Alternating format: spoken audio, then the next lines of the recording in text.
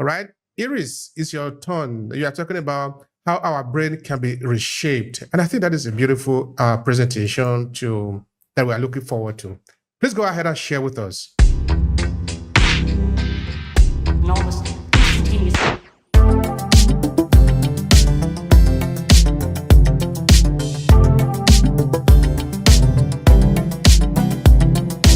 just wanted to share that a little bit about an intro, that I am a wife. I'm a mother of two. My oldest son happens to have a disability. I am an Air Force veteran of 30 years. And while I was in the military, I worked as a mental health tech in hospitals and worked with a variety of people. Now I've pivoted to being a parent advocate. I'm a counselor, coach, educator, and a trainer. But I would say the thing that has tugged at my heart is working with parents who have young adults with disabilities. But I want to look at capability. What are people capable of? And as we go to this first thing, that I want you to build on that capability. So when we first start talking about how the brain can change, it's called neuroplasticity, that we can change and reshape our brains. I got into this because I just wanted to learn more about it. And I was trained with Optimind, with my neuro professor being Shantae Taylor. But when you start thinking about it, you can change. I think I was in the middle of working at a job that I loved what I did, but didn't always love the environment. And then start realizing sometimes maybe what was going on with me had more to do with me than with other people. And then when you think about it, your brain is always changing. And that we have some things that are embedded within us. Are you an entrepreneur struggling to stand out in a crowded market? Your secret weapon is your story. Discover how to make your competition irrelevant by owning your story. Want to learn more? Check out our signature program, Own Your Story, a 5-week training to reshape your narrative. The link is what you see on your screen, academy.aclasses.org/story. Now back to the conversation. That will show itself lots of times when we're triggered. When somebody says or do something and that we automatically respond. We may understand or we may not understand. But when we start to realize that we can change something that we do not necessarily like, then we can do something about it. So I think that empowerment, that we can train our brain just like we can train other muscles. And that it can and it does have that ability to change. And if you would just think with me for a little while, when we were kids, you guys remember playing with Play-Doh? Where you could mold it or make something? You know, even we have ideas about what is something. Typically, we think brain and gray matter. We have other associations. When I grew up, and I'm a little older, I'm in my early 60s, we normally would think about pink for girls and like blue for boys. That's no longer the case. Things are a little bit different. But your brain can change. But how do I learn from me? The one thing that I can learn from me is when I know something, then I'm going to continue to connect to those things. You know, like, okay, I could associate a gray brain, but then also, you know, maybe when, you know, I use a different object to grab your attention when maybe I'm talking about females, or grab a different one when I'm talking about males. My oldest son's disability happened to be that he's deaf. So I don't always use talk, I use communicate. How can we relate to each other? So it opened up my mind in how do I talk to people? Do I look at you? Do I watch what you do? And I've done all those things. That I watch what you do. I can look at your eyes. I was an academic counselor. So I would work with students in the United States military, but those students came from all over the place. So one of the things I started to learn about communication was sometimes they were second language, third, fourth, fifth language learners, but English may not have been the top one. So one thing I learned was I did not have to interpret pictures. And I work with military students getting medical jobs. So I would find ways that we could connect something they already knew and how do I attach this new information to it. But the other thing I did was when I work with these students, normally they were struggling academically. So when they would come to me, they were already in need of more help. So one thing I would often say was, hey, you got to do something.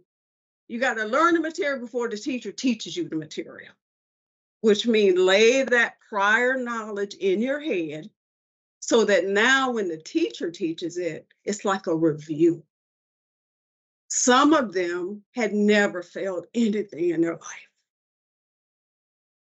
And failing a test was quite traumatic for them.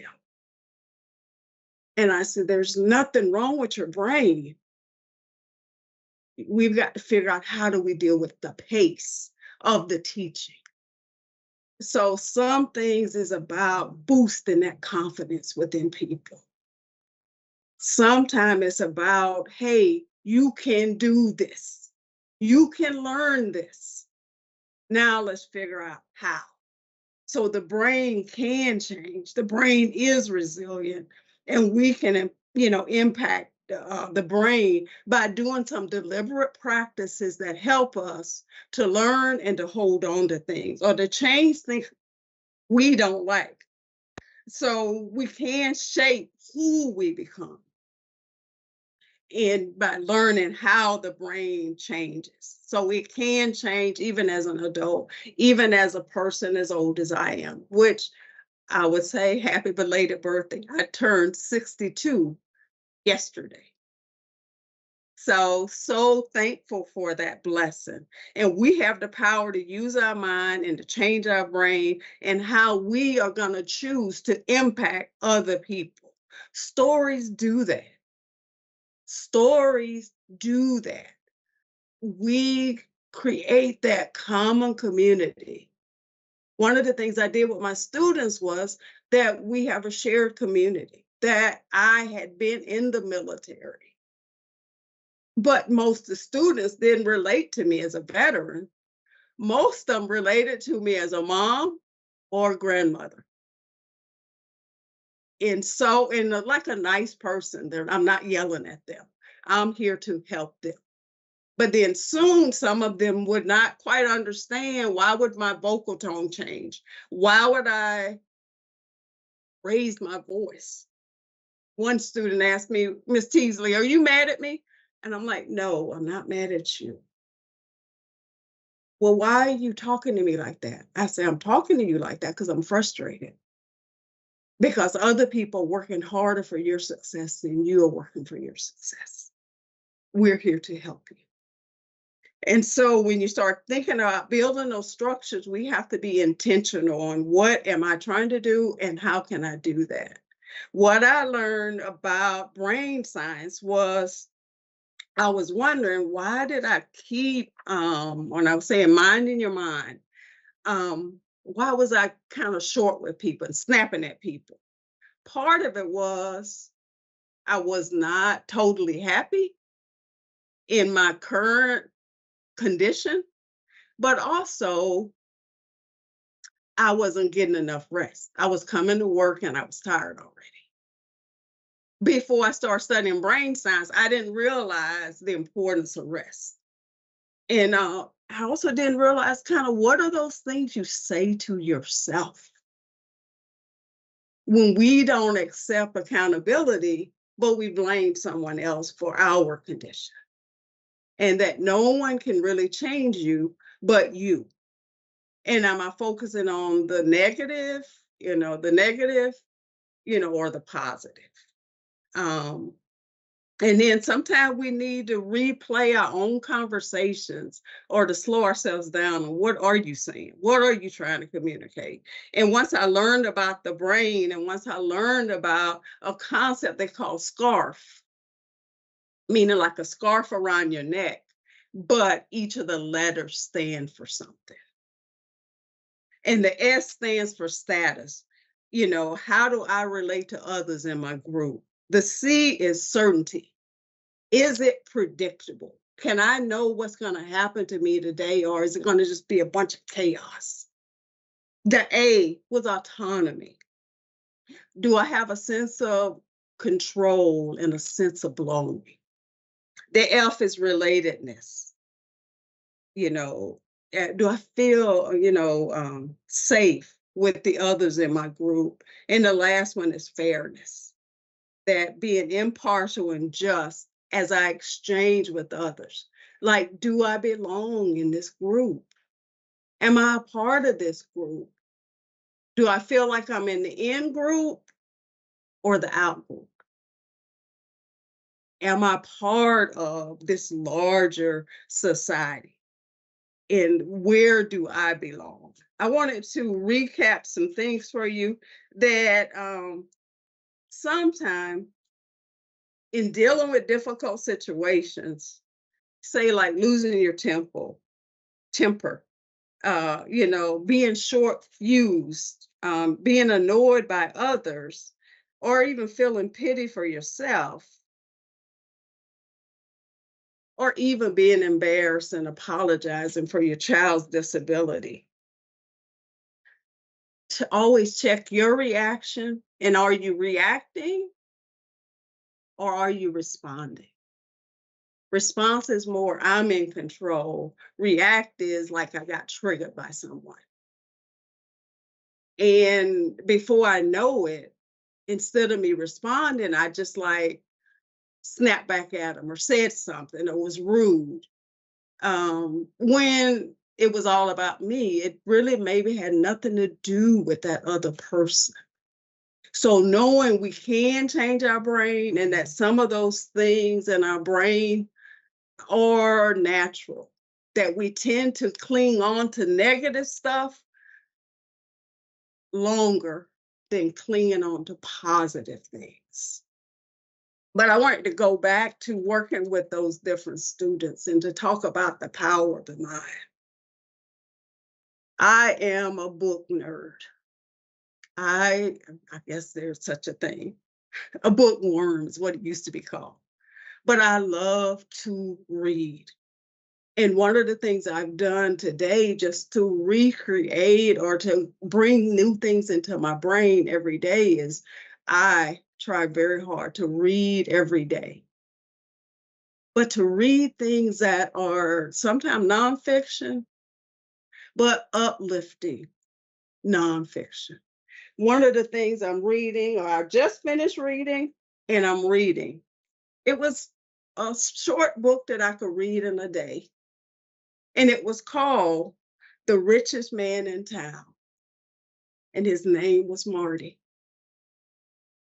Marty was a veteran, and he happened to work a cashier. He happened to work a cash register at Walmart. But every customer he had in his line, he would give them a greeting.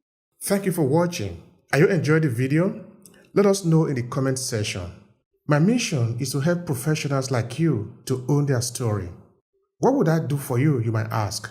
Well, it helps you make your competition irrelevant. Want to learn more? Check out our signature program, Own Your Story, a 5-week training to reshape your narrative. The link is what you see on your screen, academy.aclasses.org/story. Now back to the conversation. Give them an encouraging word and shake their hand. Like that connection he established between his people. And that's what he did. And he had been a veteran. He had worked many places. But then Marty decided, hey, I'm going to make an impact on each one. And it so happened that a professor from one of the colleges happened to come in and just notice his observation with Marty. And they struck up a friendship. And at the end of this friendship, Marty and his wife had asked this gentleman, would he do, V.J. Smith is the author, would he do his eulogy? Little did he know that eulogy was going to take place about 4 months later.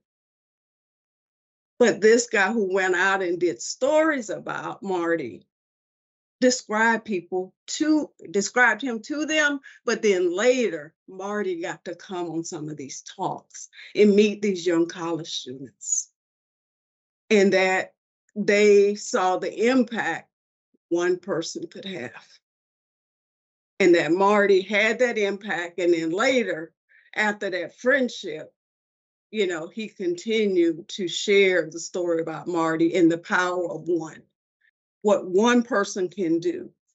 And I want to talk about the power of the mind and the benefits of books and vocabulary. I told you my oldest son happened to be deaf, so he signs. He uses American Sign Language. My youngest daughter happens to have dyslexia. My youngest, my only. I always say, he's my favorite son and she's my favorite daughter, but I only have a son and a daughter. But she has dyslexia. One of the things I learned really quick was dyslexia has nothing to do with intelligence, even though it impacts students' ability to learn.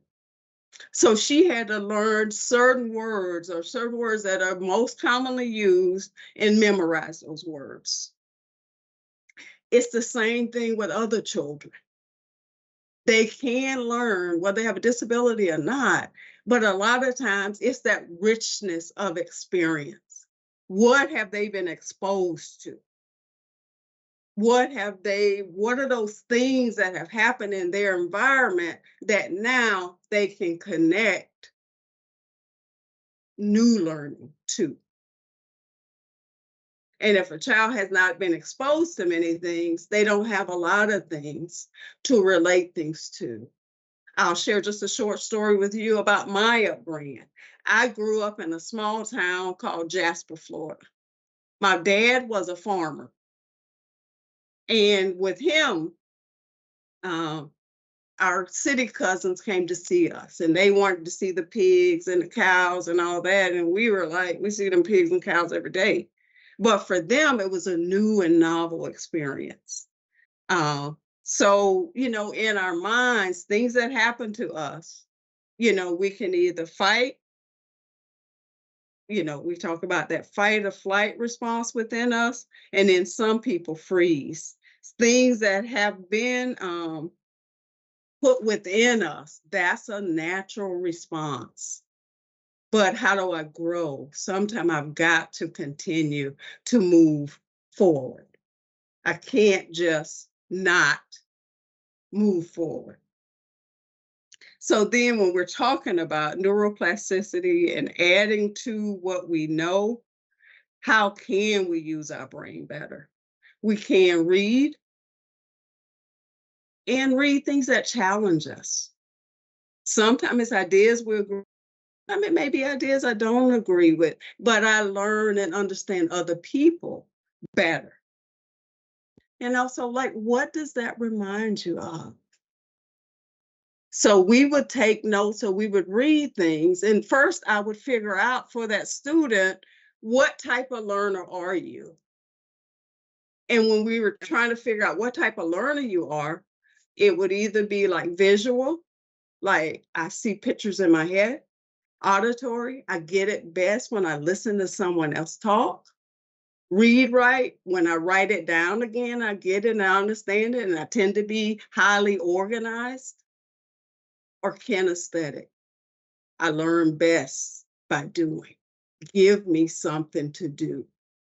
One of the things I learned was a lot of the students, or the majority of the students that I work with, tended to be kinesthetic. It's those students who have a hard time just sitting still. And they needed something to do. So maybe these little mock brains might become something they, have in their hands just to be able to move and do something. Because it was hard to sit still, but now I'm going to focus my time and energy and attention on this little ball or whatever it is that they had. So we incorporated something that was within them, learn or to get their mission, which the mission in the military was, you got to get a job. The Air Force and the Army would give you more than one try, but the Navy was like, I'll send you out undesignated, which means you don't have a job. Your job is to do whatever your boss tells you to do, whether it be to scrape barnacles off of the ship or whatever it was, which sometimes can increase our motivation. So when we start talking about, what is it? Can I learn this? Can I do this? Can I reshape my brain? Yes.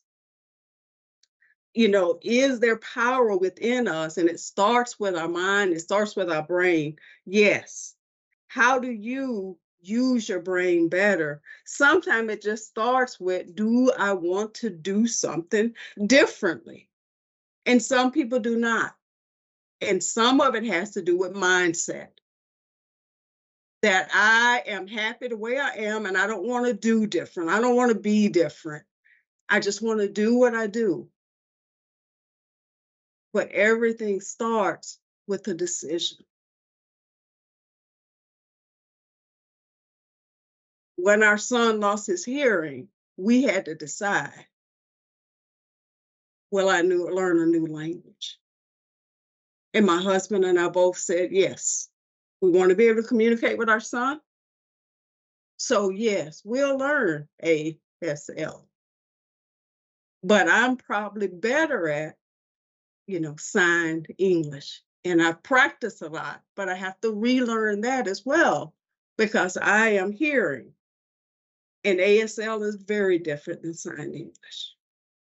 When my daughter had dyslexia, I had to learn from the teacher. What do we do? And also had to learn from my daughter to don't rescue me. Let me try. Let me try to figure it out. And sometimes as parents, we don't like to see our kids struggle. So sometimes we'll do things for them, but we rob them of the ability to learn, to shape their brain, to do something differently. So I would ask each of you, don't feel sorry for people with disabilities. Look at their capability and look at your capability, because we all have something we know, but we all have something we can learn from someone else. So as we wrap this up, storytelling is so important. When we talk about storytelling, people say, well, we don't want to hear how it all went perfectly. We want to hear how. And then I would say, what was the lesson you learned from this? When I work with my students, what did this failure teach you? In another way, I guess I want you to rethink about failure. I've heard a couple definitions, but I want to talk about one. For fail, our first attempt in learning. Or we can look at it as an opportunity for feedback. Feedback, and it's, I forgot the L. Feedback, and it's, I'll get it and I'll give it back to you at the end because I thought I had memorized it, but I didn't. I would say thank you guys for wishing me or giving me thumbs up about turning 62. The other thing is I've been on my own journey to learn. And one of the things I learned is when you're recovering from breast cancer, sometimes it impacts your brain cells. But I will get that other reframing of fail. And I want to say, hey, we all have the ability through our storytelling to reshape our brains. There's definite power in the brain and how we can use our brain better. And whatever happens to us, it is our first attempt in learning. Thank you so much. Oh, right. That is lovely. That is inspirational. Thank you so much for that. I appreciate that. I appreciate also the fact that you put a lot of yourself into the story. I remember one story that was reading somewhere, and this was an American who came to France it was a tourist. He bought a book because he loved the food that he ate there. And it happened that when he got home, he prepared the food. Then, of course, he made this experiment. 1 year later, he returned to France again. And then he went to the cook. I think this story was actually shared by Enan Gia. And then he went to the cook and told the cook, well, I've bought your book. I've cooked your food the way you describe it, but it's different from the food that you cook. Now, the cook told him, well, there was something that was missing in your experiment. You didn't put yourself in it. Now, I'm saying that to me that your story is really powerful. And I think this is actually what storytelling does for us, in that it helps us to put ourselves in our narrative. And when we can do that, we actually come to sit on the driver's seat. We are the one now deciding where we want to go. It is no longer just something have happened. Of course, what have happened. We cannot change that. But how do we react to that? How do we reshape that narrative? How do we re-narrate it? How do we tell that story again so that people can people can look at our soul? Story help us to do that. Because otherwise we'll be talking about statistics all the time. We're talking about numbers all the time. Talking about the percentage, 20%, 30%, 50%. The audience are tired of that. The customers are tired of that. They want to connect. They are looking for human connection. Human connection cannot be reached or achieved by the building or the multinational company. In fact, you see, Apple and Nike are aware of this. That is why they are making sure that there is a human face in what they are doing. They are intelligent enough to understand that, because if they don't do that, people will lose track of what Apple represents. Because people cannot connect to just the building, but they can connect to the human being. That is what I really love about that. Thank you so much for the sharing. But of course, anyway, just hang on. I'm coming to you later on. I have some questions for you.